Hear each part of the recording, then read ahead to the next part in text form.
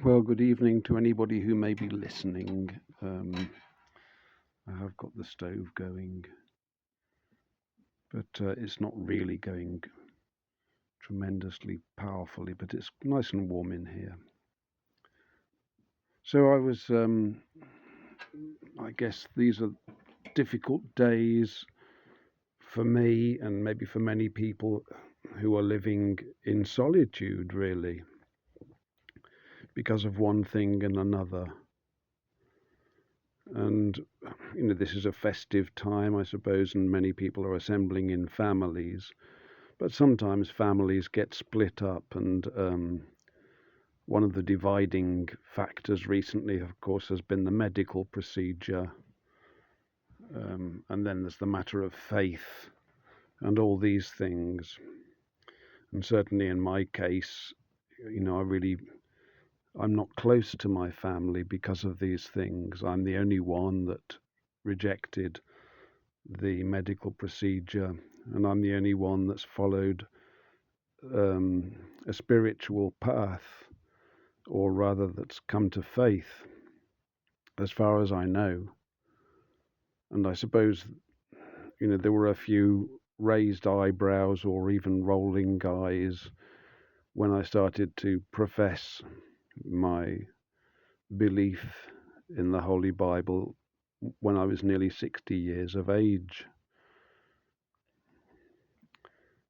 I wouldn't say that it went down all tremendously well. Nobody talks about it. My sister has it from time to time, but her eyes are spinning. I know that. That's just how she views those things. And so I'm alone, and as I say, I think many other people will be in my position for similar reasons. I've been reading Genesis, and I was reading the way that Joseph spoke to his brothers in Egypt when he revealed himself. And the compassion that he showed is just remarkable. And the fact that he had no anger, he accepted that these things, that the things that had come to pass had been ordained by God. And he embraced his brothers with genuine love. And he reassured them after Jacob had died, after Israel died, that there was no resentment, and that these things were ordained, and that they had been good, and they had nothing to fear from him. I mean, perhaps it will be revealed to our brothers and sisters that we were right, as it were. They will understand what our refusal, rejection, what it was based on, and they will see that we were acting righteously.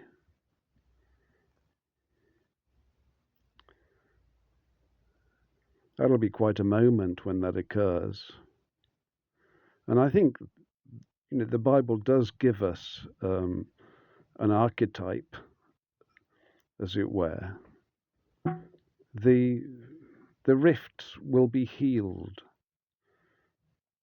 when these things are revealed, because if we follow the Lord, then we can't hold anger and resentment in our heart. And we love our brothers and sisters. And they love us too, but they've sort of forgotten it, perhaps temporarily. Human relationships can be tricky, and brothers can form very difficult relationships based on their childhood. We see that in the Bible, of course. many times. So I think it's a positive thought. Joseph seemed to be a pretty good sort, really. It's hard to find a good man in the Bible, but Joseph seems to tick a lot of boxes. And he was the covenantal son of Israel, actually, although he's not the bloodline of Jesus Christ. That's reserved for Leah's son, Judah, whom she dedicated to the Lord. But Joseph has a different role. He has another role, and he is, obviously a very key figure. He's the one that Jacob revealed at the end when he met with his brother Esau. They were the last, Rachel and Joseph, his firstborn covenantal son. And then, of course, Rachel gave birth also to Benjamin and died in childbirth. And I guess that's why Joseph is so generous and caring with Benjamin in particular, giving him double or triple all that of all the other brothers.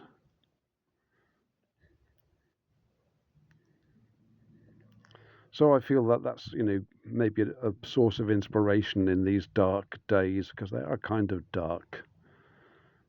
But, it's always darkest before dawn, isn't it? God bless today anybody who may be listening.